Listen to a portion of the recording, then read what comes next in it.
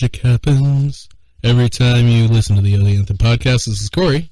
Good afternoon, everybody. Just a reminder, fans, coming up is our die-hard night here at the stadium. Free admission to anyone who was actually alive the last time the Orioles won the pennant. Doesn't include me, but just barely. 6 months away. Damn it! Why'd you have to win a year before I was born? Well, yeah, so they're going to keep teasing us now. Yeah. So I do close last year, though. I've been following the Wrigley Field renovation thing. Yeah. Because I find it fascinating. Mm-hmm. And I'm really excited to tune in. It would have been past at this point. But right. Sunday, the opener, like the season opener, the Cardinals and the Cubs, and seeing what Wrigley Field looks like, right, with no bleachers. Yeah, why did they decide to do that? What was the point of that? Well, they thought it was going to be ready for the beginning of the season, but just didn't get there. Well, the cold weather and you don't plan that. You don't plan for that in Chicago. I was going to say, I feel like that's got to be an abnormal winter in Chicago. And they said, like, the Cubs, like, apparently protested to Mayor Rahm Emanuel. They're like, "Can we get 24-hour round-the-clock exemption for this?" And he's just like, "Nah." Yeah, well, he's not a baseball fan, so that's a problem. Rahm Emanuel hates America. Exactly. That's basically. Right. I would say that's absolutely true. Just make that a hashtag. Popular only in Chicago. Well, yeah. So, exciting week. Woo! Oh man, I can't wait. I mean, technically speaking, we had the official opener of the season was yesterday. Yesterday. Yes. We don't know anything about it, but no. You wanted this, and congratulations on the win on Monday. Man, I can't believe blew it like that. With a final score like that really sets the tone for the season. Well, looks like we're starting 162-0 or 0-162. Yeah. So, but more importantly, because not all of us are privileged enough to be traveling to Tampa Bay for the actual opener. The rest of us have to wait until Friday. Yeah. Well, actually, that's not true. Some of us have already seen some baseball this year. So jealous of you and busy. So please tell me about spring training, because well, you've been to spring training before, so I'm sure you understand. This is like for those of you who don't know, I once made a trip to Florida, right? Last year for spring training. Well, it was spring training and Disney. Oh, okay, yeah. And spring training happened not because both the games that I was going to got rained out. Ooh, sad. So I didn't see any baseball. I didn't even get into a park. Like we actually got to. So it was a doubleheader. Mm-hmm. Like the day that we were going to go was a doubleheader. And the first game, so wait, just to clarify, yeah. You had a Disney trip with a spring training kicker. Yeah. Not a spring training and Disney trip. No. Right, okay. But we had, the first game, it was the Phillies, so it was Clearwater, okay. I want to say. Right. The ass into nowhere, Tampa Bay, Florida. Well, we drove to Clearwater, yeah. And then as soon as we got to the parking lot, it was just like, game canceled. And I was just like, yeah. Well, no, it was raining the whole time, but I and then I'm guessing that somebody else was like, "We could have had a Disney day." No, but then there was lunch, and right. Then by the time lunch ended, the Orioles had already announced that the night game at Ed Smith was canceled, and it was like, ah, shit. Right. Great. Well, now to be fair, we had a rain out too. Yeah. So, but you got like 6 innings of baseball before it happened. We got four innings of baseball. Top of the fourth. 1 out from a win. Ask me how many innings of baseball I've seen. How many innings did you see in Florida? 0. So we flew in Wednesday, very, very, very early Wednesday. Rob was on 5 hours of sleep in the last 72. By the way, Rob's speaking in the third person now. Yes. I do that sometimes when I tell stories. Rob's on 5 hours of sleep in 72. And I was like, that's fine, I'll sleep on the plane. The flaw in my plan is that unlike the 5.5-hour trip to Vegas, where that worked out really well, the trip to Tampa is like 2 hours. Yeah. And the pilot made incredible time. Like, we got there in like an hour 50. So like shit, like we pushed back early. We got like everything was fine, and I did not sleep very much. Hashtag Furious 7 logic. We got there in 20 minutes. Right, basically.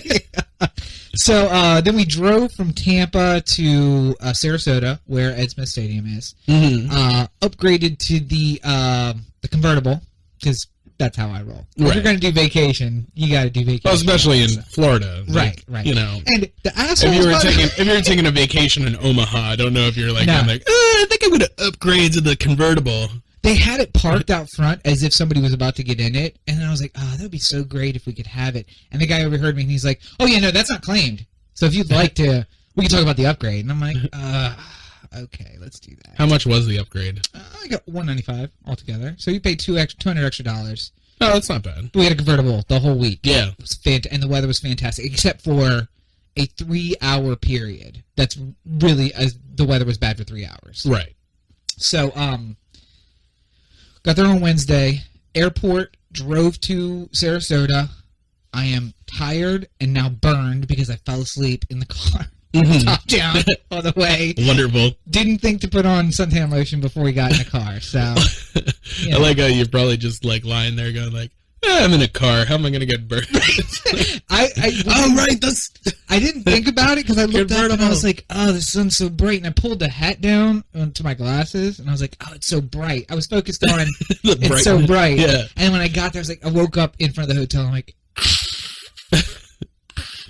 well, the worst part of sunburn too is like you don't notice it when you're getting burnt. That's like, no, I noticed it as soon as we hit a shaded place. I was like, oh, my skin's hot. Oh, that's not good. Anytime the wind hits you and you're just like, oh no. Yeah, no, not a good thing. So starting off the week right, I tanned a little bit this like 2 weeks before to try and get a nice base, and I started out with a burn in the first 2 hours I'm in Florida. So we land at like 9:30, and we have tickets to the 105 game, which again sounded like a brilliant plan, except for Rob was really tired. And then we had such good seats. We're like 4 or 5 rows up from the field on the first base side. Ed Smith is a beautiful stadium. I don't know if you've ever been inside. You ever been inside of this? No. Okay, so it's a beautiful stadium. I didn't even make the drive to Sarasota. Were you staying in Orlando? Is that and you were going to drive west? No, Tampa. So you were driving to Disney and then... Well, it's like, so Tampa and then Orlando and then back home. Right. Okay. So it was like... Did you drive down? Yeah. Oh, God, I can't even It wasn't that bad. Was it like an 18-hour trip? 12-hour, 14-hour maybe? It's 18 from New York, so I know it's probably about 12, 13 hours. Yeah. Oh, God. I mean, I imagine if you didn't stop. Right. Oh, yeah. Did you guys do the overnight on the way? No, but, you know, we got breakfast and lunch and all that sort of stuff. Did your compatriot drive at all? Yeah. I didn't know that they Most of the time. Was it their car? Yeah. Oh, okay. Because they can't drive a stick, right? So there would be no taking. Yeah. Car. In the Subaru, wouldn't that have been a fun trip? Oh, man. Halfway through North Carolina. Here's a quick version of what that would have sounded like. Yeah. Bring, bring. Hello. This is Corey's dad. Hey, Dad, it's Corey. Hey, how's it going? Aren't you supposed to be in Florida right about now? Yeah, funny story. I'm in North Carolina. The car exploded. Literally exploded. Do you doing anything? You want to come pick me up, or can you rent a flatbed and bring the? Wouldn't that be nice? Yeah. I'm pretty sure the car can be fixed. Just a little burnt. Yeah. Much like Rob on his first morning in Florida. My car is just a little burnt. So we did the first day there, and then in Southern style, it's extra crispy. Exactly. We went out on the sugar sand beaches of Lido Key, where we stayed, which was beautiful. By the way, sugar sand is weird, and I've decided that I will only go to sugar sand beaches from now on. Oh, so you're like no more Ocean City? Spoiled on it. It doesn't stick to your feet. Like, it's there. The water's clear. The water doesn't pull up any sand. And when you walk off the beach, you tap your feet, and everything falls off. And you're good. unless you walk on your shoes and then drop your shoes in the room and then go to clean up the white sand out of the floor and have the housekeeper walk in like, housekeeping! And I'm scooping big pile of white powder. Together, like, no, it's the beach! Yes. So then we went to Lakeland to the Tiger Stadium. And I have to say, follow up on our October podcast from last year, Tigers fans are a class act. Yeah. Fantastic, super friendly. Couldn't have had a better time. Great group of people around us. All of them were like season ticket holders, like spring training season ticket holders. Fantastic group. So, and then we had one more at Ed Smith. Last game was at the Yankees in Tampa. At Steinbrenner Field. It's fucking Steinbrenner Field. And I'm pretentious. I'm a pretentious, narcissistic asshole. Yeah. I don't even name shit after me. Like, Trump and Steinbrenner are, like, vying for let's name shit after ourselves. So. Well, Trump's way worse than Steinbrenner only has the field in Tampa, to the best of my knowledge. But the money level is different, too. Trump's got actual, like, funding, so that's why he puts his name on everything. And, you know, if Steinbrenner could got away with renaming it, Steinbrenner Field at Yankee Stadium, he probably would have. Just completely separate from the man as an entity. Yeah. But just as a businessman, how amazing of a deal was that when he bought the Yankees? Oh, God. In the 70s, like $1.5 million that he purchased it for. In 1970 money, but still. $1.5 million that he spent on it. It's the fourth most valuable franchise. It's worth like $5 billion now. Well, no. 3.22. Yeah. Because Chelsea is worth a little bit more at 3.25. Chelsea, by the way, first three are soccer. Right. It's Manchester United, Real Madrid, and Chelsea. And then Yankees, and then Cowboys. Well, I'm pretty sure the same people who own the Red Sox own the Manchester U. Maybe so. So it's the same family? Yeah. Oh, fucking hell. I think it's the Henrys. God damn it. Anyway, so the Yankee fans, as predictable, were fucking horrible people. And to our chagrin, the Orioles dropped game 1, dropped game 2. We were up by 4 in game 3 when it rained out in the top of the 4th, and thus was 1 out away from being in a complete game. Didn't do it. So then we won at the Yankees like 11-2 or something like that. So great game. Team's looking good. I got to say the fundamentals are there. So I'm looking forward to the season. And I highly recommend everybody go to spring training. It's a nice little vacation in March. You're in Florida. It's fantastic. The weather is beautiful. We're on the beaches. The food is there. Get a Cuban sandwich from Sarasota. Go to St. Armand's Circle. Everything about it was fucking absolutely fantastic. Well, I for one, even though I wasn't able to make it down to spring training. Yes. I'm very much looking forward to Miami. Are we doing that? Is that official? I'm down. Okay. So, the Anthem podcast, come down to Miami. We should get a trip together. Get like a group of people and then all go. Well, you know what would be a good time to get a straw poll on that? What's that? The Anthem live show. Oh, that's right. When is that? I feel like that's something we should have prepared for. Coming up this Sunday. Sunday, April 11th. Yep, I think. So, and where would you be able to find information about that? The best place is facebook.com/ohtheanthem. And there's an events page of some sort There's an event page there. It's got all the details. All the details. Make sure you like. Well, not all the details, but you know. Join the event. As many details as we have. Right. Join the event so you can get updated with it about where it's going to be when we decide that. Andy Nelson's. Oh, okay, we do know that. And what time it's going to be. When 4 o'clock. Okay, we decided that too. Okay. Andy Nelson's 4 o'clock Sunday. I mean, that's all the details, basically. Right. And just know that fun and shenanigans will... A showing of the love letter. Yeah, along with other the Anthem. Right, live podcast. Hopefully with some special guests. Hopefully, so it'll be a good time. Come on, just good, clean fun. Sure, good, absolutely. Clean American fun. Well, I don't know if I would throw American in there because that's not the cleanest of fun. I don't even know if it'll be clean. Probably not. I mean, I would hope that there's at least fun. Whether it's good, I don't know. Let's just say fun for now. Let's just hope for fun and move on from there.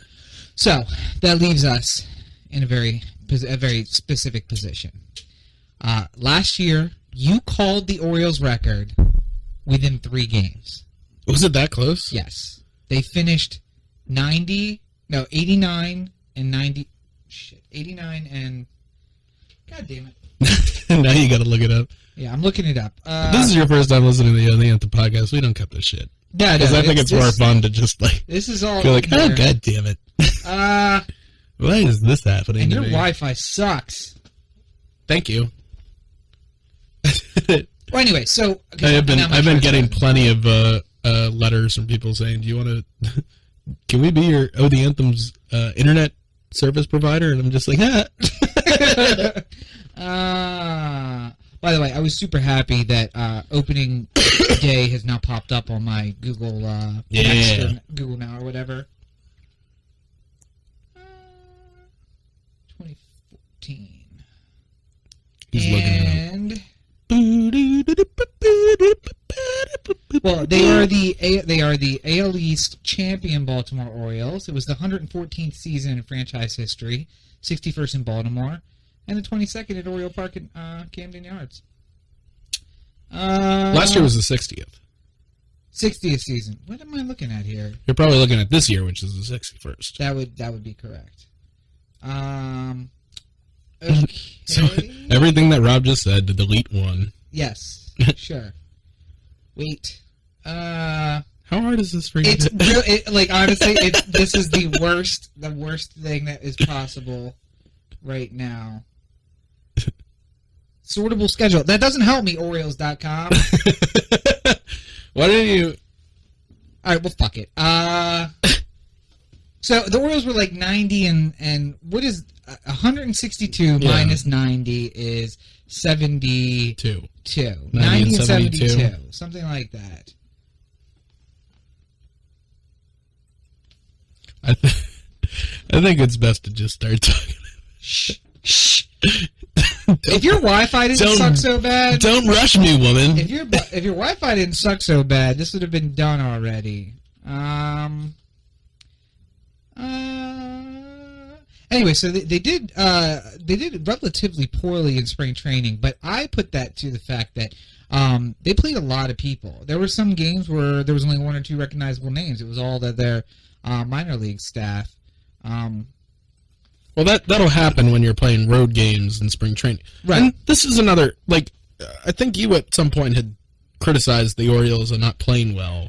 Yeah. Now, when I text you about how's it going. Generally speaking, it was more about we really need to look like a winning team. This fucking shit. Yeah. By the way, the Orioles were 96 and 66 last year. Oh well, hey, sure, even better. Yeah. So you were so you were off by a little more than that because you said 86 wins. So I was off by 10 games. Mm-hmm. Okay, so whatever I say, just add 10 to it, and hopefully. But not bad though, because nobody else was talking about the Orioles at all. Well, I think I predicted playoffs too. I think I said wild card though, not division. Not division, but you'd say wild card. But you said that we might have trouble in the ALCS. Mm-hmm. I don't think it was because of the Royals. I want to say it was because of the Tigers, maybe. Because if we had... Little did we know. Well, not so much trouble with the Tigers. Boom, Delman Young. Yeah. Oh, God. By the way, the little things that you remember that you don't really know that you remember until you see it, but Delman Young legging out a triple. Yeah. I'm screaming like, run, you old black man, run! And then you realize that he's younger than us. He looks like he's 45 years old, and he runs like a 45-year-old, but fast. He basically looks like Wayne Kirby with that. Yes, he does. He's like I don't want to say a skinny. He's a skinnier, younger Wayne Kirby. He's Wayne Kirby 10 years ago. Yeah. Oh, Wayne, I do like him. Anyway, so I guess the question remains then. Let's start over. This week. Let's start completely over. Let's start the podcast over. Okay. Something magic happened. No, so I was a little disappointed. I guess I'll put this out. I was a little disappointed about the lack of moves in the winter. Yeah. We lost a lot. Home run leader last year. Mm-hmm. A franchise player. Couple franchise players. And our perennial, or our new, but reliable middle reliever, who I had big things, big ideas about, but he came in and then priced himself out of our program. Yeah. He came in and did so well that he was worth more than we could pay. Well, yeah, and, And pitching there's too is much bullshit. unreasonably expensive Well, that's true too. But. to pay for in the open market. Just look at Ubaldo. Right. We way overpaid for him. Right. Although he did look good in spring training.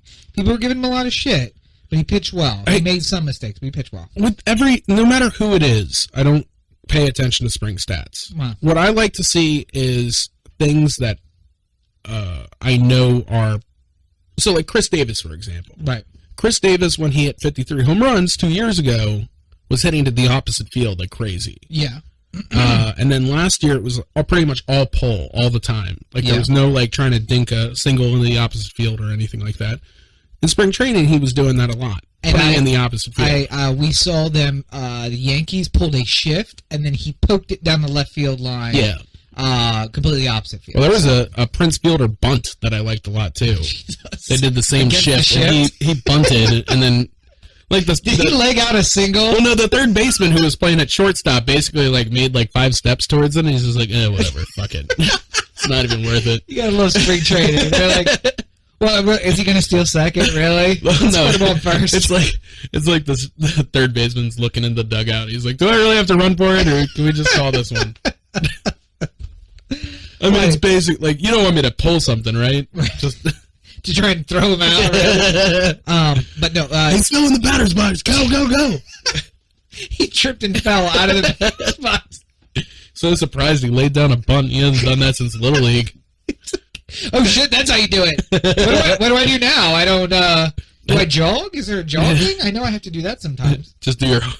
I would love so much if, like, power hitter, so like Prince Fielder or Chris Davis, who get the shift all the time, they lay down a bunt and then they bat flip and just start jogging to first like it's a... Because you're never going to throw me out. Yeah. You're 90 feet away. Come on. But I hated that there was more talk about Dan Duquette leaving than there was about picking up anybody in the offseason. Yeah, and I think there was a lot of fire there, a lot of smoke, there's fire kind of thing going on with the Dan Duquette Toronto stuff. Right. But, he's under contract. We've all, at some point in our lives, been at a job that we don't want to be at, for whatever reason. Right. Whether it's... Now, do you think that he doesn't want to be there? No, I'm not saying that. Mm-hmm. But I'm saying, like, say, like before you got the word from the Bar Association. Right. Like, you knew lawyering was happening at some point. Yeah. Like, you just had to wait for it to become official. Right. Whether or not you passed it on your first try or whatever. But, like, you would have... I did, though, by the way. Right. Eventually, you would have become a lawyer, and eventually you would have had a lawyering job. Right. But in the meantime, you're working... Delivering pizzas. Right. So you say to yourself, like, I don't really want to be here. Right. There's a better job out there. I just can't do it yet. Wait, but I'm not... You don't deliver pizzas and go, like, like...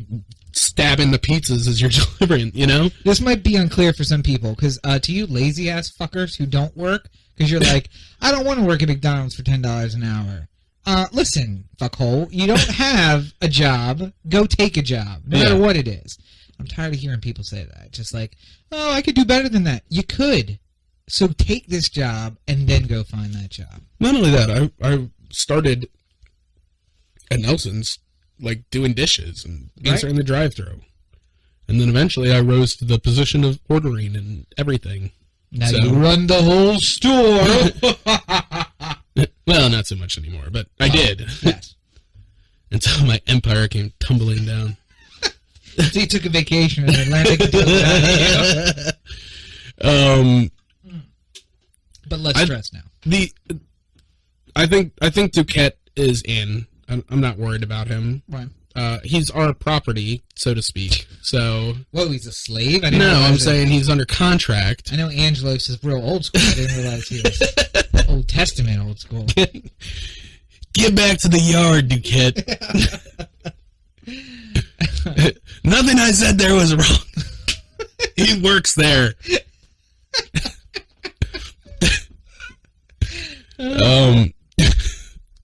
No, but I mean, like, the Blue Jays want something that we have that's valuable. Much like, Chris Davis can't just leave. He's under contract. Right. So if the Blue Jays want Chris Davis, they have to make a interesting offer to set it off. Right. But what they did is they made us hate Dan to make it look like so it looked like he was looking for. Well, that's a good way of getting him for cheaper, I guess. Right. If everyone's rising up against him, but I never. This is the Orioles follow a very infuriating offseason plan, and this is just sort of how it goes. Okay. We don't go out and spend a lot of money on free agents. Right. We try and keep the people that we got For the most part. for the most part. Yeah. And we know when to walk away. Right. We know when to fold them. And Do you know when to hold him? we do know when to hold them. Oh, okay, good. So, not like Kenny Rogers and that. But like Nelson Cruz, like would I like to have Nelson Cruz? Yes. Would I like to have him for 4 years? No. For his 33rd or 34th, 35th, 36th, and 37th years. Yeah. No. And not at the money that he was asking. Well, I mean, the money is kind of like here or there. Like, I don't think the yearly amount that he got was unreasonable, but I wasn't like. The per year amount, I agree. But the locking him in for 4 years. Well, here's the thing I told Kent's a very fair weather Orioles fan. My friend Kent. He's the type of guy who like he's always on Jones about hacking at that outside pitch. And I'm just like, I understand, it's infuriating. Yeah. But at the same time, Adam Jones hits 285 with 30 home runs and 100 RBIs like and almost automatically. Occasionally, if somebody hangs that ball, he's going to knock the shit out of it. Right. And that's the problem is, occasionally it works, so he hacks at it every time. But if you said to him, like, all right, I want you to bring it back a little bit, just be a little bit more patient, then maybe he hits 230 with 12 home runs, and you're like, well, God, what happened to Adam Jones? Like, yeah. I trust Buck to make those decisions. It's like an episode of Seinfeld where George, the cotton unit, or no, he fucks with somebody's swing. He's like, yeah, bring that elbow up, bring that elbow up. Boggs is looking horrible tonight. Something's up with his swing. I think that the Orioles made some interesting moves, some good cheap moves. Travis Snyder should be okay. Right. But here's the more important part. We're upset about things like Cruz leaving. I'm not upset about Cruz leaving. Well, some people are upset about Cruz leaving. I'm more upset about Markakis taking a little more money and a little longer time. That's what I'm upset about. But then, fuck the Braves, because it turns out he needed surgery as soon as he went over there. So right. Oh, but getting back to the Kent point. Yeah. So Kent's a very fair weather Orioles fan. Right. And he was very upset that Nelson Cruz left. And I said to him, listen, we had the greatest season of Nelson Cruz's career at $8 million, where he played pretty much every game. Yep. I mean, he sat out a couple times, but like for the most part, he was healthy all year. I don't think he was injured. He was just sitting. Yeah, just day off kind of thing. Right. Yeah, that didn't happen at any point in Nelson Cruz's career. No. We were gifted with a wonderful Nelson Cruz atypical year. For the Orioles' luck, which is usually we get the shittiest year of someone's career. Albert yeah. How much did we give him? Oh, Albert, I think we're still paying him.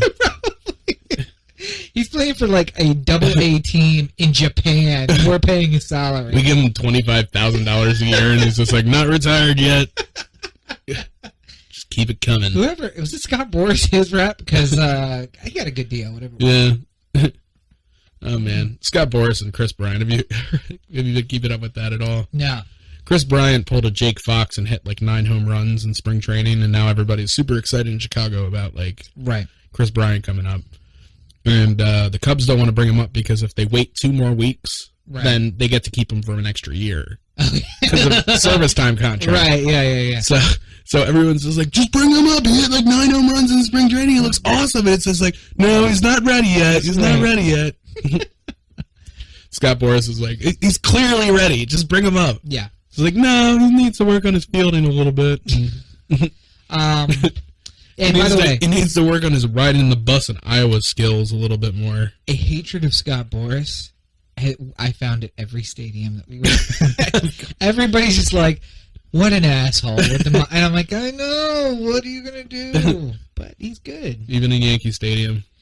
Well, even because he has caused them to pay so much for people that don't deserve that kind of money. Well, that's their fault, too. Well, and that's what the Yankees fans who were bitching about it, I was just like, listen, you're the ones who are paying $118 a ticket. if you said we're not paying that, they would make smarter money decisions. I don't know if that's true either. Well, maybe not, but here's the thing. So, consistent from last season. Right. The AL East is so loaded, 1 through 5. Yeah. That literally I wouldn't be surprised if any combination of standings happened. Like, saw the Jays, they looked fantastic. Orioles 1 through 5, not surprised. Right. Red Sox 1 through 5, not surprised. Yankees 1 through 5, not surprised. So on and so forth. I don't expect the Red Sox to do as well. Well, the Rays are the only one I'm not like. Yeah. Even though I've seen the Rays win the division, right? Like in preseason polls, I'm just like, I don't. Without Joe Madden, that team really doesn't look. And again, we were into Tampa area. Just like if we lost Buck, like not a great. Yeah, not a great. Although no, maybe see the opposite. That doesn't go well for Buck because we win a World Series. Yeah, yeah. So Buck resigned gracefully now. Right now, actually, no. We need like another 2 years. We got 2 years of him building it up. Yeah. Then he leaves and we win a couple. That's right. Yeah, but now, in the Tampa Bay area, we were obviously if there's Tampa Bay on, the game was on it wherever we were, and they just didn't look. They didn't look good. Well, I mean. So here's the quick breakdown. The pro-con. Mm-hmm. Here's the pro on the Orioles. The starting rotation was very good last year. At the end of the second half of the season, particularly, bullpen was amazing. We hit a lot of home runs. 95% of the pitching staff's coming back. Yep. And Davis will be back in. Hopefully he's fixed his swing. Weeder should hopefully be back soon. Machado's back. And although it looks like both Machado and Weeders will start on the DL. Well, Weeders will start on the DL. I think Machado is all good. He's been playing all spring, so. Well, no, because I read a story that said that Weeders and someone else was going to start on the DL. Hardy. Yeah. Okay, yeah, Hardy. Because he had hurt his back again or neck again? Shoulder. No, whatever. Non-throwing shoulder. Right. So apparently that's like he just needs a little time to clear it up. But it's not like a surgery or anything like that, so. Okay. Well, okay, so the interior, Steve Pearce is going to be... But, of course, that means that Ryan Flaherty might start on the 25-man roster yet again. Somehow he escapes. Meanwhile, Nolan Reimold is dying slowly at the side of the road in AAA, and Ryan Flaherty... If JD's on the disabled list... Then that means that both Flaherty and Reimold will probably be up, right? No, so I think they can't put Reimold on the roster because if he goes up, then they can't send him back down. So they want to bring him up when they know they have room for him. If he comes up, they can't send him back down. Right. Why is that? Because as soon as he's on the major league roster, he doesn't have an option. But if you start him in the minor leagues, and then bring him back up, right? Then you can. But then you have to keep him up there. Wow. Well, so would you choose Flaherty to be the... Well, I think Everett Cabrera will probably be starting at shortstop on opening day. He looked good. Did look good. But, you're going to need a backup infielder. So there comes Flaherty. Well, on the plus side, again, Flaherty. On the plus side, though, we can say things like, oh, he pulled a Flaherty! Oh, look at that strike three right down the middle. What a Flaherty. Runner, ducks on the pond, no outs. Pitch hitter, please, just hit the ball. Just make contact. Hit it as hard as you can. Just hope for the best. And strike out. 6-4-3-2. Triple play. Triple play. Damn it, Flaherty. A good shirt I saw, by the way, at spring training. Yeah. Made me have to be like... My first reaction, because I'm an asshole, was like, this fucking new math, I don't understand. 6 + 4 + 3 = 2. Oh, yeah. And I'm like walking, I'm walking with EP, and I'm like, the fuck does that shirt?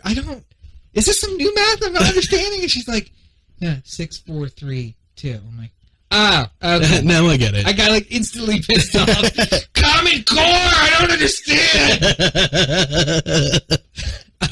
Oh, it's a baseball thing. Wait, we are inside the stadium. I feel like I should have known. Going back to bad things that could possibly happen to the Orioles. Sorry, injuries, obviously. I think that's a constant for everybody. Right. Starting rotation isn't as good as they were. Bullpen blows up.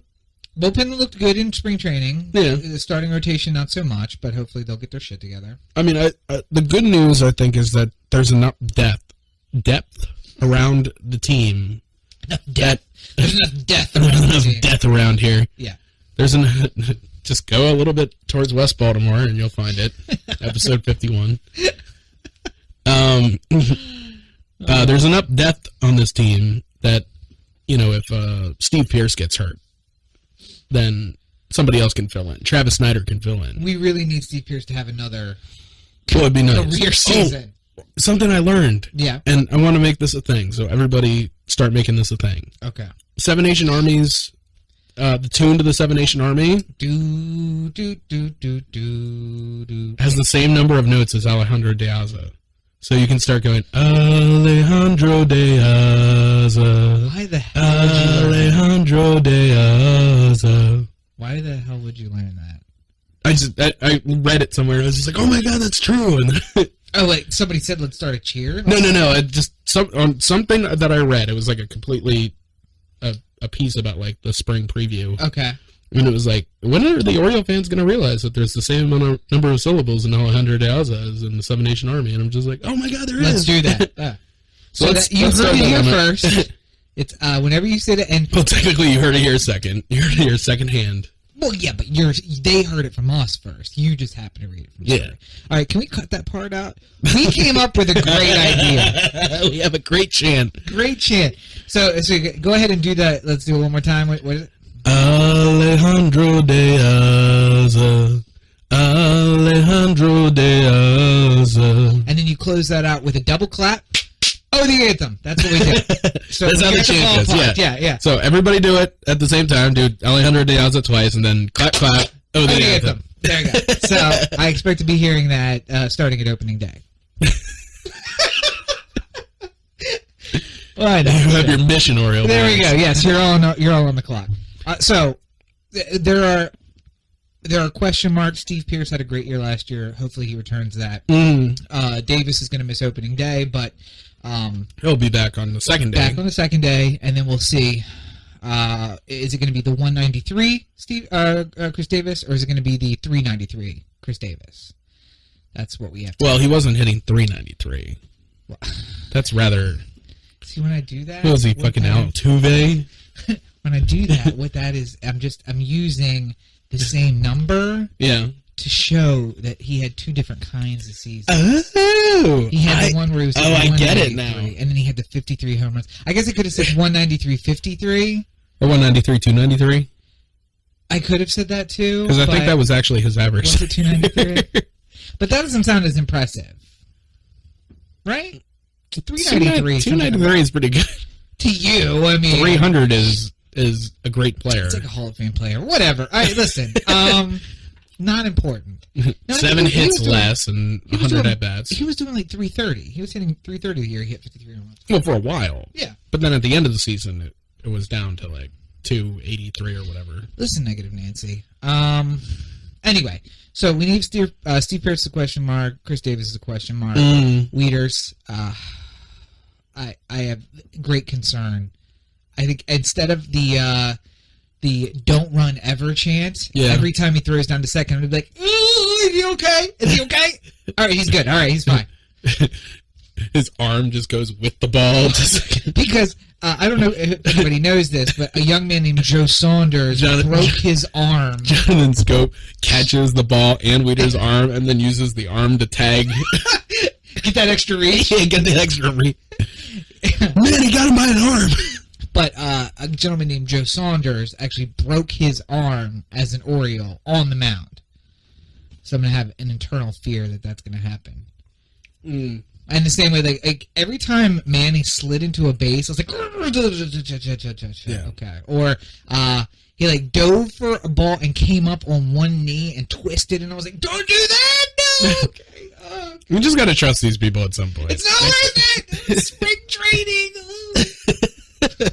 I don't need the win. It's okay. I'm having fun regardless. It's fun, and there's the sun, and it's baseball, and so, by the way... Imagine Buck just like, listen, nobody get hurt. Everyone play half speed. Let's not get hurt. And then the season starts, and everybody's rusty and terrible, and he's just like, well, that plan didn't work.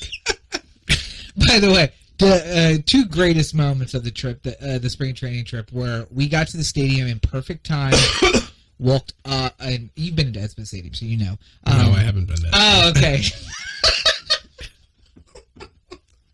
We should plan that for next year, though, by the way. So now I can go. So you can go. Although you might be bad luck. I don't know. I don't know if going with you means that everything is ruined. Everything rains. Rain everywhere. You walk in the main gate and up this ramp, and then it levels out, and you go up another ramp, and you're behind home plate. So we are hustling from the airport. I'm burned, and we pay for parking. We get in. We hit the top of the stairs, and they're just like, your national anthem. I'm like, oh, perfect timing. So we come out, and then like, right. First time of the year, and then everybody goes to sit down, and as soon as the rows sit, I see Buck standing in front of the dugout, just rosy red, just all red, because Sun and Buck don't match very well. And I'm like, this is a good day. Perfect timing on all fronts. But it was amazing, so yeah. So we should do that next year. So here, real quick, across the division. Yes. The Red Sox look like they have a really good batting order. Like, good lineup. Pretty good players at every position. The problem is I don't think they have any pitching.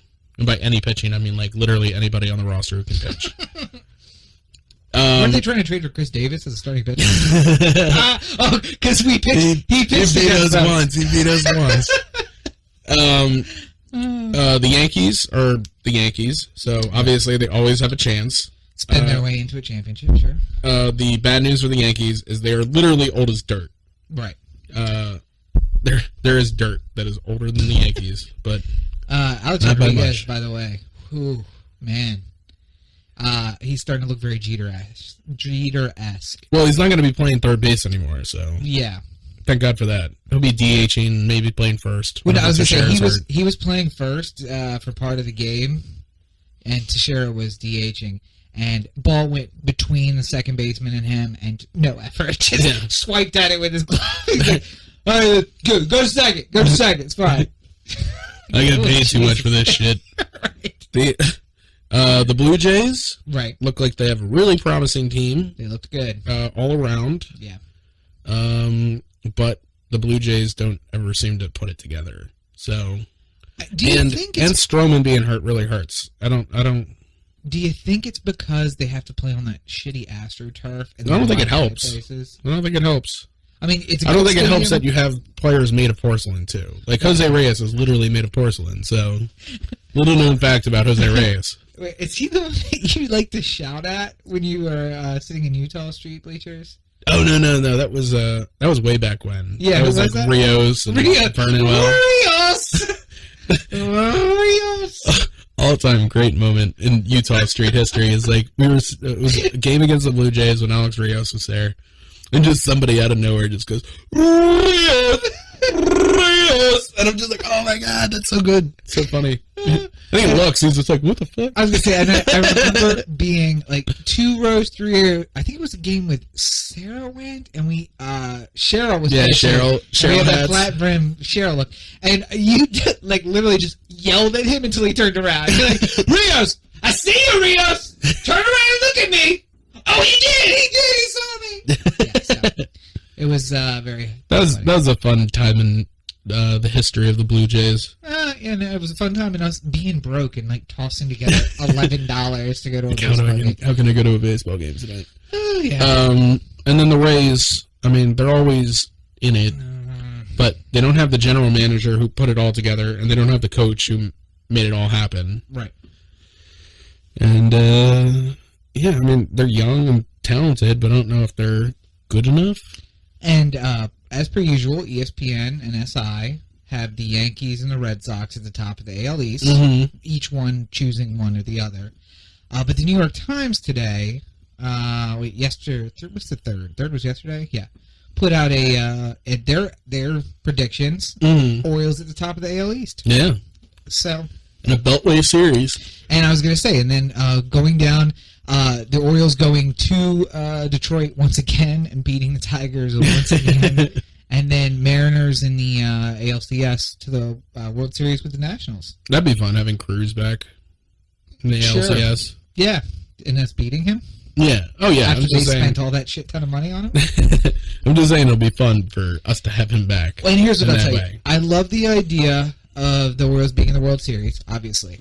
I don't know that I love the idea of that being a Beltway series because I could foresee, being kicked out of my apartment and losing my car, possibly being bankrupted by sucking dick on the street, anything.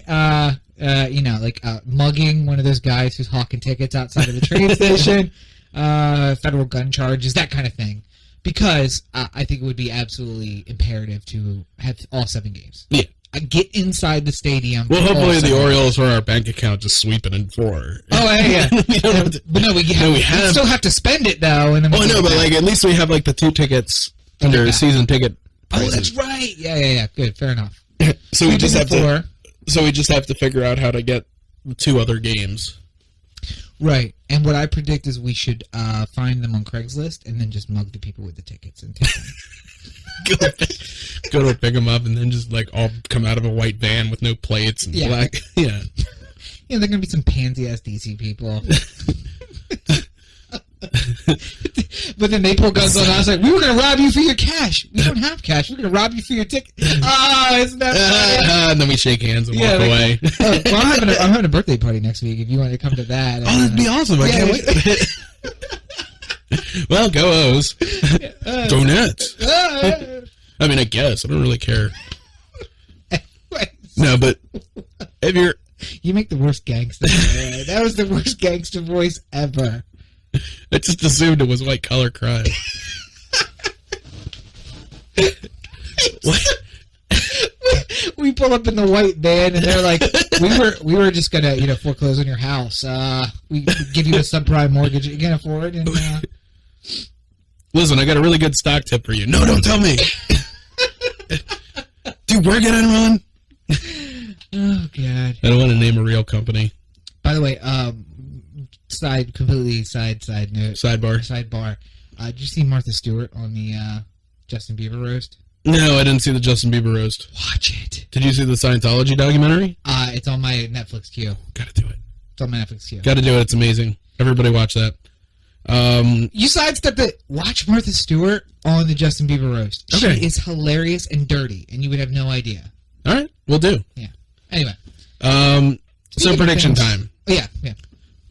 I would like to say that the Orioles win 89 games this year. Oh, that's a bold prediction. Okay. Up from your 86 last year. Yeah. 89. And how many losses is that? That would be 89 and 60 or 53. No, 73. You sure? Wait a minute. They were 96 and 66. Yeah. So it'd be 73. Good call. Yeah, 89 and 73. Yeah, sure. Don't make me do math on live. I had somebody said, recently, they were like, I'm really bad at math. I'm like, what's 17 times 20? And they're just like, it was 5 minutes later, they're just like, I don't know. And I'm like, 340? Yeah. Hey. Look at that. I can do it quick, though. Just because I count 20s, so I know. Oh, see, if I had thought about it that way, I probably would have. Yeah. Yeah, so 5 times 5. Yeah, 320. Just divide it by 5. Well, see, and if I thought about it the way money works, then Yeah. I would break it up into 5s in my head. Right. If I see 17 and 20, I visualize the 20 offset by the 0, figure out what 17 Right. Do is, add the 0. the long multiplication. Yeah, but I guess I should start doing that. If it's 5, 10, or 20, you can just divide it by... Yeah. If somebody says, I'll give you 520s, you'll be like $100? Right. Yeah. Anyway. Just like that. Boom. Right. Anyway. Boom. 89 wins. Mm-hmm. How many losses would you say? 73. Okay.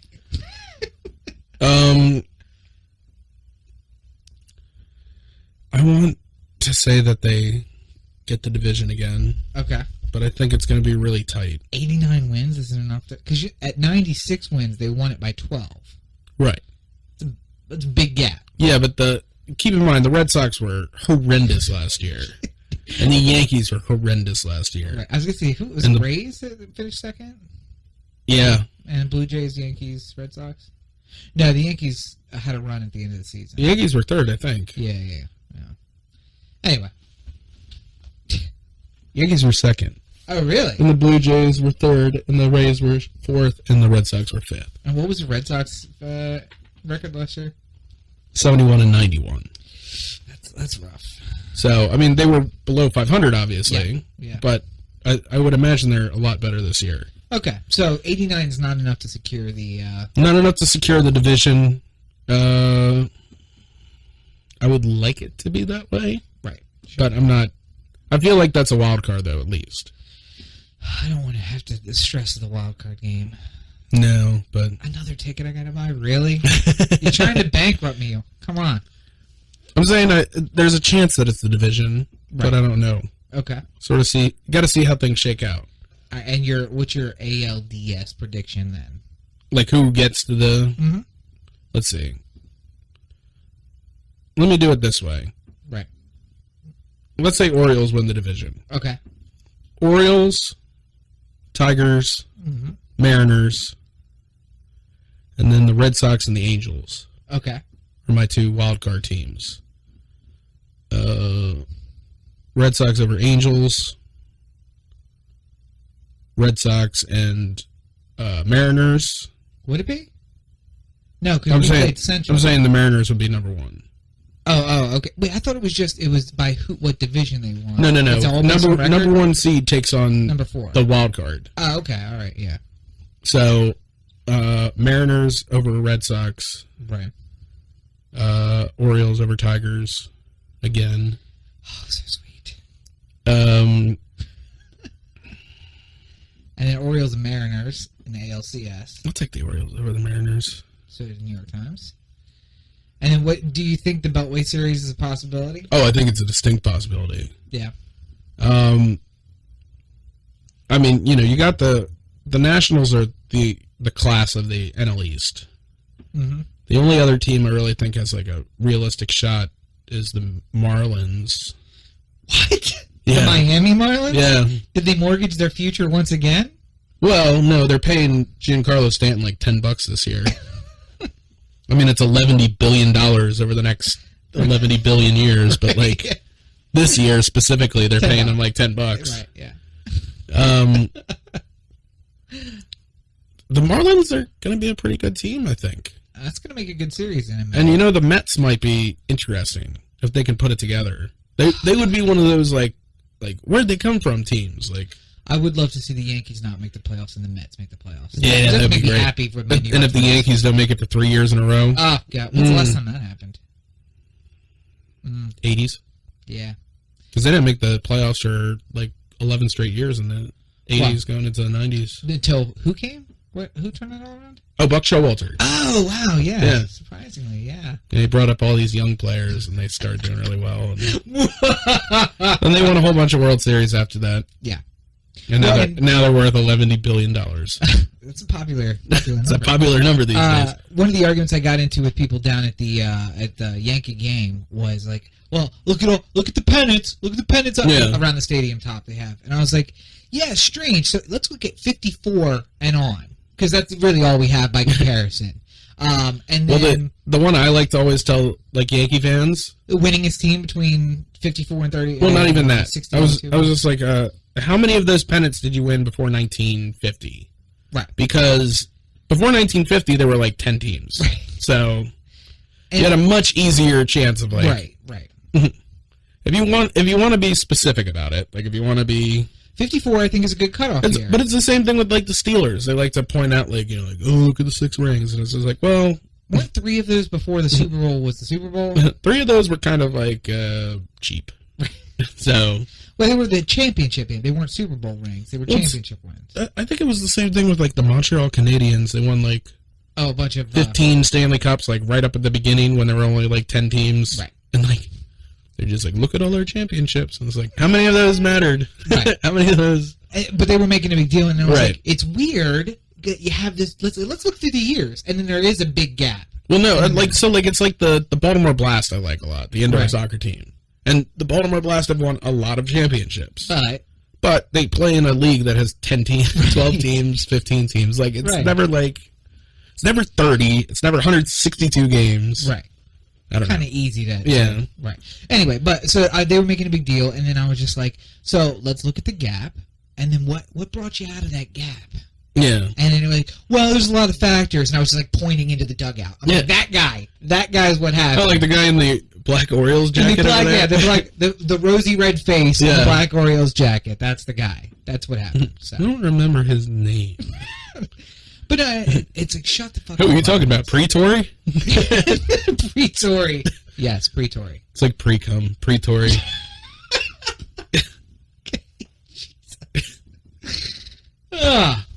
Anywho. Speaking of dumb New Yorkers. Yeah. How about that transition? Indeed. Oh, that's right. I forgot he's from New York. I should have just assumed. No, okay, so... You should have just assumed. Well, I mean, really. I will say that so I saw Furious 7 last night. The first of the series not to have the word fast in it. Again, doesn't make any sense to me because I've just been calling it the new Fast and the Furious every time Right. they come up with like Fast 6 or Fast 5, and I'm just like Fast and Furious. Fast and the Furious, the new one. Too fast. Too furious. And it's not even like if I was talking about an old Fast and the Furious, I would be able to like say it, and you would be like, oh, you remember Fast and the Furious 6? Just like, what happened in that one? No idea. No idea. Yeah. Bunch of cool shit. I know a bunch of shit happened in it. By the way, I do like that you call it Fast and the Furious 2. Yeah. The only one that you do something different about is 3. Tokyo Drift. Because you call it Tokyo Drift. You're like, Fast and Furious 1, Fast and Furious 2, two Fast and Furious, Fast and the Furious Tokyo Drift, Fast and the Furious 4, Fast and the Furious... Like, all of them are in order except for that one. And maybe it's because you haven't seen it? Well, no, because one of them is Fast Furious.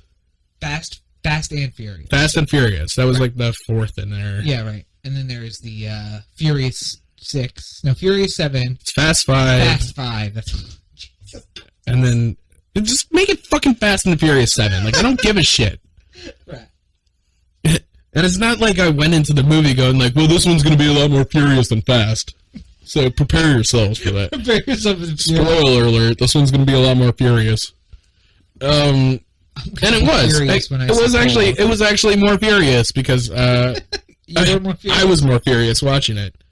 Now, I will say this, I'm not I know what I'm getting into. So don't give me your film snob thing. Wait, I'm the film snob? No. Don't give me the Corey, you're a film snob. Oh, okay, sure. I completely understand. Just like when I watch porn, I'm not expecting a plot or acting or realism. That guy is not dressed to clear pipes. I don't know. He didn't bring the right equipment. I don't know why he's trying to fix this. I wonder if this pizza guy just started his shift because he looks remarkably put together. Doesn't look like he's been in a kitchen. He's got no flour on him. Right. Which, by the way, you get immediately after watching it. I'm just saying. Anyway. That teacher is wearing a remarkably revealing outfit. I'm surprised the principal lets that go. If I were the principal, I would have had a word with her. That high school student has a lot of tattoos. I don't know that that's allowed. Why does... Find this for the show note, or find this for the video. Why does that high school student look like LaRon Landry? Who's that white guy with Pernell McPhee? I don't know. Oh, Pernell McPhee. Single tear. Oh, Corey's boyfriend. Oh, I'm single again, Ravens. Well, you didn't want to do a long-distance relationship? No. It's not the same. Not the same with Windy City McPhee. Prepare to pay McPhee! Yeah, they're paying McPhee, all right. Yes, they are. Anywho, Furious 7. Yes. Fast and the Furious 7. Mm-hmm. Fast 7. I know what I was stepping into. I was not prepared. Big pile of shit. At all. I was not at all prepared for what actually happened. Mm-hmm. First of all, they didn't try and stop anybody from talking or doing anything. Oh, in the theater. In the theater. Which is your not kryptonite. And again, I knew what I was stepping into. That crowd. I know it's opening weekend. I know it's Towson. Of the Fast and the Furious. I know I'm going to get some talking. But I didn't imagine that they were going to be handing out complimentary Fast 7 bullhorns to everybody with an IQ under their shoe size. When you came into the parking lot, to sit, like, wah, wah, sit in the back of the theater going like, Vin Diesel, your muscles are awesome! Did you see that car? Oh my god! At one point, they did show like a car. They just like walked into a room and there was a car, and they're just like the whole crowd is just like, oh, yeah, that's the crowd. That's it. You know, if you try hard enough, you can turn that '89 Celica into that car. If you spend enough money, you can. In fact, you can turn that $2,000 car into a $20,000 car. I would like to point everybody to the episode of Top Gear where they tried to change a car into like faster than an Evo. Right. Very sad about Top Gear too. I'm more sad about that than. I was gonna say we didn't touch on that. Well, it was happening while we were like on hiatus. Yeah, whatever. Yeah. So here's my quick take on Furious 7. The rules of gravity and physics do not apply. Right. I was telling Rob, it's like the there's an old movie thing that's like you get one. Right. So if you're ever watching a movie and you know it's like all of a sudden like the boyfriend and the ex-girlfriend are in like the same place at the same time, and it seems really weird that they're running into each other like a stadium. Like a perfect like how do they run into each other in this like Times Square? They run into each other. That's weird. It's like, oh, all right, I'll give it to him. Like, you get one. I mean, because let's be honest, I got my head in my phone anyway. Yeah. So does she. There's no way we even see each other. Even we happen to be there. Right. But you get the one. Yeah, you get the one moment where, like, I'm like, oh, okay. Like, in the trailer for Mission Impossible, the new Mission Impossible, where Tom Cruise is hanging off the side of the plane. Right. Like, I can make the rationalization at least, like, well, I guess it's possible. We don't know when he gets in the plane. Right. And I said... I mean, I don't imagine he's going to be, like, an intercontinental flight, like, hanging on the entire time, but, like... I said it could be that he just kicks the door and he's in 2 seconds after what we see. Right. So you don't know. But, like, you know, at the same time, that's not possible. But you sort of say to yourself, all right, I'll give it to him. Well, and I told you get stacking believability. So in Mission Impossible 4, when he does a backflip on a motorcycle and then releases and lands on a moving tractor trailer... Yeah. That's the guy who probably could hold on to the side of a plane as it takes off. And Fast and Furious 7, you get that ability to be like, okay, we've done some crazy shit thus far. Let's take that to the next level. The craziness in this one is just beyond the pale. Wait. Are you telling me that you can't jump between towers in a car? In Abu Dhabi? No. No, you can't do that. Nor if you're The Rock, can you fall 6 stories, land on a car, and then just end up with like a broken arm? Which you flex out of? Yeah, which at one point in the movie you just flex, and then the whole cast falls off. You're just like, fuck this shit, I got work to do. Yeah, and then the walking with... By the way, after you break the arm, using it to support a 170-pound minigun that's on fully auto firing while you're walking and keeping it right on target. Have you ever seen, like, the movies about, like, what was the one, like, Left Behind? Yeah. Where, like, the Christians, like, go up into heaven. Like, they just don't actually see them. Well, I mean, the idea is that they, like, just ascend to heaven. Yeah. That's what we call the rapture. The rapture. Right. Like... Don't Catholics believe in the rapture? Yeah, I know. Okay. I'm just saying Christians generally. Sure, okay. But I'm saying, like, this movie I wouldn't have even broken stride on how ridiculous this movie was if at some point Vin Diesel just, like, looked over at somebody and was just like, yo, I gotta go to the moon for a bit, and then just started floating up towards the heavens. He's just like, I got some moon business to take care of, and he's just like, and just, we see him, like, fly. It's like, always go to the moon, that bit. Damn Dom, always going to the moon instead of dealing with his problems. No, but the logic on this movie was like a kid. Okay. Like, if you ever play, like, superhero with a kid, and you, like, catch him. Right. And you're like, I got you. I've caught you, Superman. Oh no. He's just like, no, I got rocket powered shoes. You don't so I'm out of here. Like, you can't even stop me. I got rocket powered shoes. It's like, all right, fine, you got rocket powered shoes, whatever. And then later you catch him again, and you're like, I gotcha. Just like, no, you see, that's actually my clone. I'm over there. I'm over here. And then he just runs over there. I'm just like, that's the kind of it's like little kid logic. It'll all work out. Don't worry about it. That's a really good picture of a cow. It's not a cow. It's actually an underground vermin known as a Coralax. I'm just like, no, there's no such thing as a Coralax.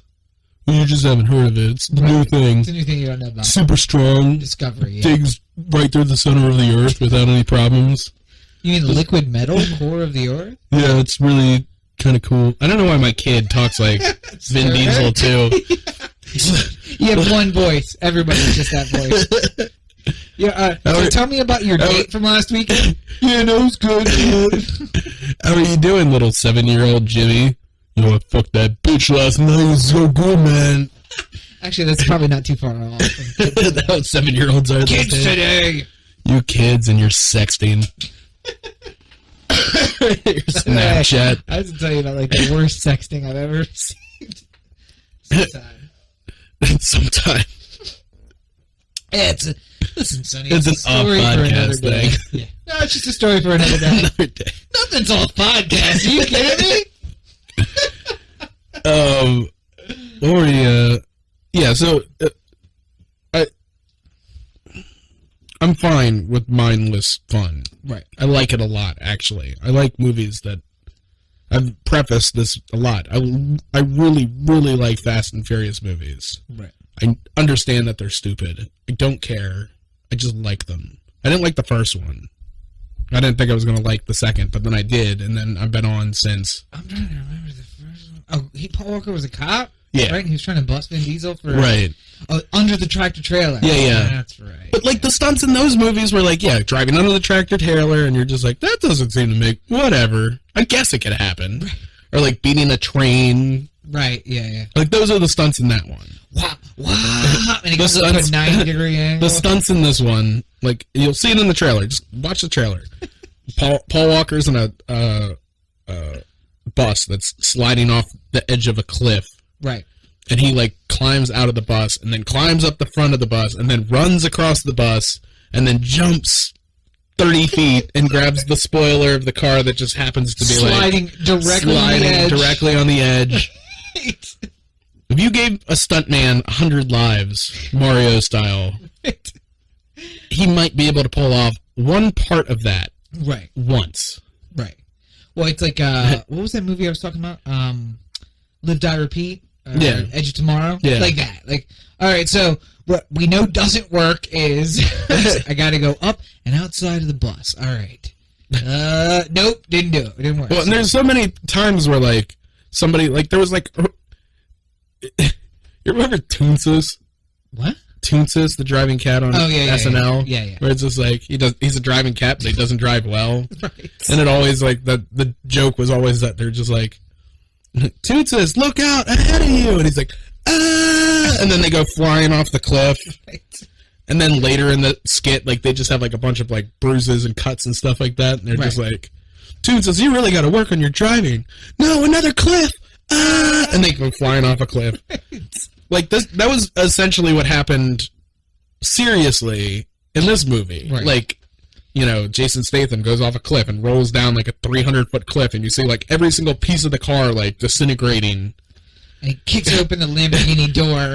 And then just at the bottom of the 300-foot cliff, he's just sitting there with the steering wheel, and he's just like, well, that'll ruin my morning. By the way, no seatbelt. No seatbelt at all. No seatbelt. And just sitting in the seat with the steering wheel. Right. Holding the steering wheel. Holding the steering wheel. He's just like, God damn it, my car. Progressive Insurance is going to be pissed at me. My agent's going to have to do a lot of climbing to find the pieces of this car. Just like the guy from Geico just comes by. He's like, oh, God damn it.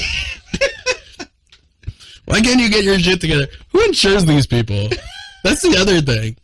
No, because they're so rich, they don't need insurance. It's like, fuck, $100,000 car. Well, at some point, too, The Rock is just like, do whatever you want. There are no rules. Like, cause all the damage you need to. I don't give a shit. Just do it. And, like, I don't know why you would, if you had free reign like that, you wouldn't just, like, blow shit up. Just like, just cause. Last Man on Earth, where he's just, like, throwing the cars together and blowing them up. Like, he's just like, I never liked this human statue outside of Penn Station. With minigun.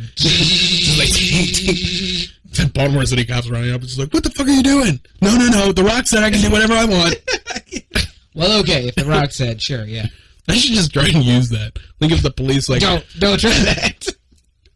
Police catch me, like... Pull me over, I'm in a high-speed chase, and they, like, got me down on the ground, and, like, hands behind the back. It's okay. And it's just like, what made you think it was okay to drive 150 miles an hour in a school zone? It's like, The Rock told me it was okay. Oh, well, sorry, I didn't even know. Go ahead. Lock him yet. Time to go. Give him his keys back. This guy's got important rock-related business to do. Well, and like I said, when we were talking about that before, I was like, wait, is he like a federal agent? I can't remember. And it doesn't matter. It doesn't fucking matter. I'm looking for storyline logic. Maybe I'm Grandpa Baker here, but I like the series a lot more when it focused on street racing. Right. Now it's about, like... Yeah, now it's about, like, they're like, what's our international mission to handle this week? I think it will now reboot back to a car racing. Like they have no more crime to fight.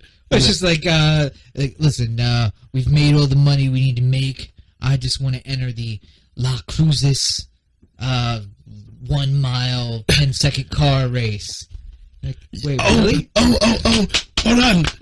I got an awesome idea. Okay, so watch all the Fast and the Furious movies in their correct continuity. Yeah, because some of them are out of time. Well, right? Tokyo Drift is before 6. Okay. Wait, 6 is a flashback? No, yeah. So, like, everything happened before Tokyo Drift, and then Tokyo Drift, and then 6, and then 7. Oh, 4 and 5 were supposed to happen before Tokyo Drift. Yeah, apparently. That's right, because the Japanese guy is in 4. I remember seeing that. Yeah. Briefly, he's in 4. So whatever. Figure out the continuity. Right, okay. Go to the theaters, see 7, pay for something else, and just go buy a ticket for Cinderella, and then go sneak into Fast. No, I don't want to encourage that. Furious 7. I don't want to encourage that. Go see Home, which I saw and was super cute. By the way, I think that Home, the animated movie with Rihanna and Jim Parsons from The Big Bang Theory, followed more rules of logic. Who the fuck came up with... Like, literally, somebody had a dartboard with every celebrity name on it. Who's just like, who's going to be in their animated movie? And Rihanna and Jim Parsons. Okay, no, so... Here, let's and directed by Charlie Sheen. God damn it. Let's go. So, the main character is named Tip, but her real name is Gratuity. And everybody calls her Tip.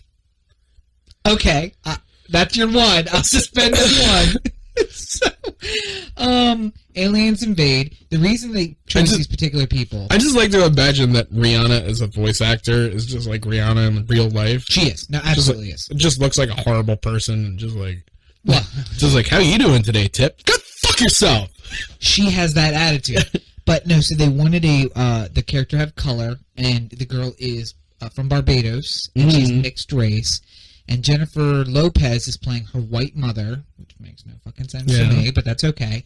But they wanted somebody who was a mixed race islander. They went with Rihanna, and Jim Parsons is playing a less nerdy version of Sheldon, who is an alien and doesn't speak English correctly. That's basically the movie. Okay, so there's a lot of dumb movies out in theaters right now. No, but my point is that follows more logic rules than Fast and Furious 7. I can get that. Aliens invade. He changes the car so the car can fly. Okay, he's an alien. He's an alien. Let's assume that the aliens can have that technology. Right. And then it follows all logic from there. She's going to find her mom. That's it. Okay, back to my continuity thing. I saw this with a baby, by the way. It was super cute. Anyway. So, see all the Fast and the Furious in order. Right. And then immediately after this one, go home and watch Death Race. Okay. Because that's where Jason Statham goes once he goes to prison. So he goes to prison. He goes to prison. At the end of 7. And then so you watch Death Race and you get the racing that you wanted. Right, yeah. Rather than the explosions you didn't ask for. Well, there's explosions in Death Race, too. Well, yeah, but I mean, like, there's racing involved. Oh, okay, right. It's more about the race than it is about the... And then after that... And Tyrese is in it, too. Tyrese is in it, too. Oh, so... And then after that... So it'll be like an alternate universe. Wait. After that, watch, Tim Robbins and Morgan Freeman. Jail. Oh, no. Fuck, I know exactly what you're talking about. God damn it. Whatever. Watch a whole bunch of other movies. No, because then that's the follow-up. It's an old Paul Walker and an old Tyrese getting jailed together. Yeah. Forming a friendship and then meeting each other on a beach. And that's how it ends. The end of the story. I don't feel like I need to talk about the plot of Fast and Furious 7. I was going to say, we spoiler alert it, but... There's not really anything that, like... Talk about dartboard. They were like, all right, scene 2, 3, like, 2. Well, no, so like... Abu Dhabi? Yeah. The writer of this probably, like, had, like, a very detailed plot, like, all structured out. Mm-hmm. But he doesn't write in order. He's not one of the... He just writes whatever scene he thinks of. Right, yeah. So, like, he's just, like, plotting away. He's just like, all right, so we have the crew in Abu Dhabi, and they're driving between buildings, flying through midair. And then all of a sudden the director, like, bursts the door open and he's like, we gotta shoot something right now! It's just like, well, I'm on the first draft of this thing about them in Abu Dhabi. It's just like, good, just give it to me. Well, right now they're just jumping between buildings and there's no logic. That doesn't matter. Just give it to me. Now, and here's the thing. I will give them a little credence because they shot some stuff with Paul Walker, then he died, and they reformatted the story to fit the scenes that they had. I don't imagine there was a plot before. Right, but that was part of my argument is there may have been one, and we just... And the story, on the DVD, we'll see the storyboarding. I really do want to get like an early version of the script, like the one that they were shooting with before. Right, and see what the differences are. Yeah. What if you read that and you're like, "This is amazing"? It's just like Citizen Kane. If you turned it into that, yeah. Like every single line Vin Diesel had was just like, time just falls off of trees like leaves. Just like, wow, Vin, that's really deep. Boom! The tree blew up! Yeah! I imagine that the crowd I watched it with last night were, like, Yankee fans. And, like, anytime Vin Diesel said anything, they were just, like, furiously masturbating. Like, yeah, Vin Diesel. By the way, it's always funny you can tell a lot about a guy by his masturbation gesture. I always try to get the big long stroke, just so if people are looking, they're like, we'll see that. That's what's normal to him. Corey does the hard fist, banging himself real close. I'm only doing that for my interpretation of, like, the people in there. No, because, like, I imagine they like to, like, ball themselves up and, like, look at it while it happens. Like, yeah, look at that penis getting all hard. All 4 inches of fury. Average penis size in the U.S. is 5.17 inches. What are you trying to say? All 2 inches of glory. Micro penis. Oh. I think we've done enough damage for one day. All right, so if you're listening to this on Tuesday, you missed opening day, but not the important opening day. Not the real opening day. The real opening day, as we've talked about before. You missed preview opening day. So here's what you need to do. What you need to do is watch the game tonight. Mm-hmm. They're playing the Blues, Rays. Rays tomorrow. Mm-hmm. Day off. Wake up really early in the morning.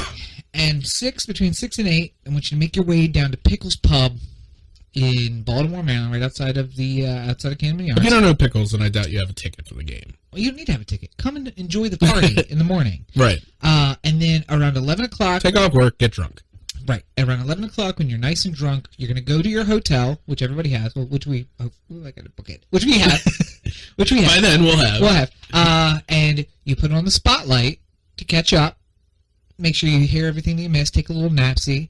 You're back up at... Is it a 3 o'clock start or 1 and 5? I think it's 3:30, actually. Oh, good. Okay, so you sleep from 11 to 1 after listening to the spotlight, and then come out to the game. Either come to the stadium, although there's probably no tickets available. You can buy one from one of the nice gentlemen waiting outside of the train station. One of the official Orioles ticket representatives standing on that street corner. Right. Or go to Pickles and watch it.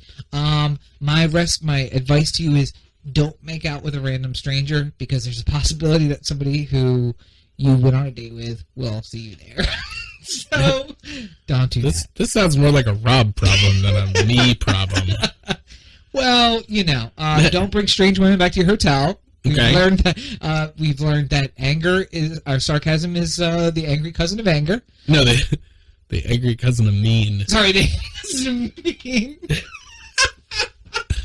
Sarcasm is just the angry cousin of mean. We have learned that when doing beer bongs, you want to key. You don't want to cut because cutting can cause. Well, you're talking about when you like stab the You want to puncture. You don't want to cut because it causes problems. We learned that last year. Any other lessons? Pace yourself.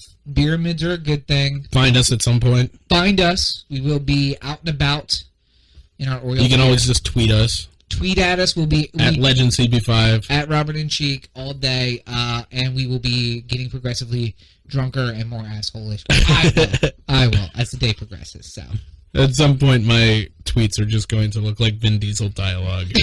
Well, because I remember last year. Well, if you want time, you better go to a newsstand. Was that a real line? Yeah, that was the first one. That's when I knew I wasn't going to like it very much. Oh, good.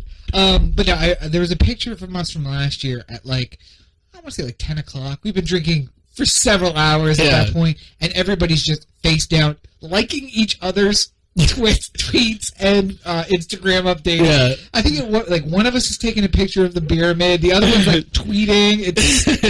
We're very social media involved, so you'll be able to find us easily. Yeah, we'll be around. I'll be around. So. Anyway, go O's. And let's go O's. If you want more O the Anthem, then you want to go to otheanthem.com, Corey at otheanthem.com, O the Anthem on Facebook, where we have the live event thing waiting for you. Come and join. Twitter at O the Anthem, YouTube, subscribe, all that good stuff. And definitely, if you haven't subscribed on iTunes or Stitcher or any of those, dog catcher, by all means do so, because then this gets automatically downloaded to your... Makes it so much easier. Yeah. And then you just open up your dog catcher, your iTunes or whatever, your podcast app, and you look at it and you say oh man, they're talking about opening day today. I can't... And if you do what I do, you get out the tissues and the lotion, and you set some mood lighting and some candles. Yeah. You listen to yourself talk for about 20 minutes to get yourself warmed up. Rob, are you coming to bed? In a minute, sweetie. I'm listening to myself talk for a minute. Gotta get myself warmed up. Nobody warms up Rob like Rob. Where can people find you online in case they want more of that gold? At Robert and Cheek on all your social networks. At deaddrop.com, themoveinsurrection.com, foundingthefuture.us, soon coming, robertandcheek.com. Ooh. Doing that. I forgot I bought that domain, so I should probably do something with it. I have a my name related domain too that I need to get on. Big things coming. Yeah. Another thing, what is the listener line? 443-219-7595. We want you to call in with your predictions for the Orioles for this year, your thoughts. Leave a message. We're going to do a special kind of Let It Happen live podcast, and we're going to play your predictions. What's that number? 443-219-7595. And also, we're quickly coming up on Cinco de Mayo. Oh. I realized this recently when I looked at a calendar. Cinco de Mayo again? I mean, it went so well the first time. Did it? It though? People speak of it. People speak of it like they like it. So, I don't know. I'm just starting to think about it. Sure. Maybe some people want to think about it as well. Yeah, sure. So if you have anything that would get us drunk quickly. Sure. I'm going to ask not tequila. By the way, it took me 6 months to drink that bottle of tequila. It took you an hour to drink a quarter of it, and then me 6 months to drink the other 3/4. If you didn't see that, that was 17 shots of tequila for me. Alcohol poison. And I didn't die. If you want to see what that's like, find me on opening day, or something similar will surely happen. Right. So, I got a bottle of Jameson just begging me. Call him to the listener line. Predictions. How about just your favorite things from the first year, too?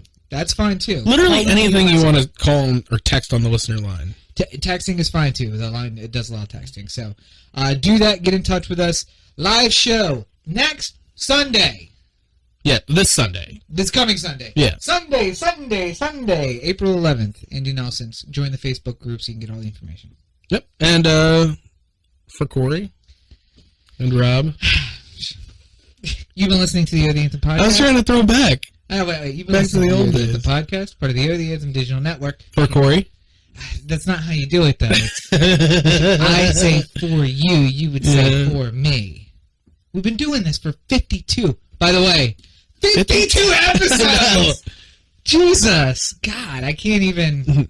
Literally 1 year ago, calendar-wise. Well, and we did the We first went down episode that journey after opening day. Yeah. But more of that next week. That's what next week's going to be all nostalgic, and I'm going to cry. Oh, good. So that's definitely worth coming to see. Absolutely. All right. So.